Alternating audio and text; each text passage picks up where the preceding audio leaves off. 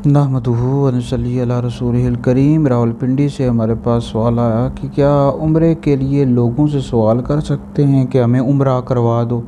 ये मुख्तलिफ़ TV channels पर लोग मुख्तलिफ़ शोज़ में ये कहते हैं कि हमें उम्रा करवा दें, और इसी तरह बाज़ औक़ात कई गरीब लोग होते हैं वो सवाल भी करते हैं कि हमें उम्रा करवा दें। तो ये कर सकते हैं या नहीं? तो देखिए, उम्रा एक नफली इबादत है, इसके लिए सवाल नहीं कर सकते। तो अगर अल्लाह रब्बुल इज़्ज़त ने आपको तौफीक दी, यानी आपके पास अपने पैसे हैं, तो आप बिल्कुल जाएं उम्रा करने के लिए, और लेकिन किसी से मांगना नहीं चाहिए।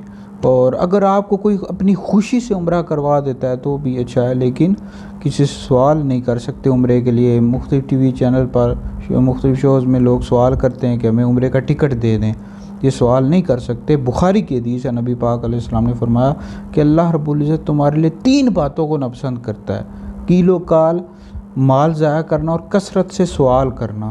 तो लिहाजा ये सवाल उम्रे के लिए नहीं कर सकते जी। तो लिहाजा ये वीडियो सुनकर आगे भी शेयर करें, ये आपके लिए बहुत बड़ा सदका जारिया है।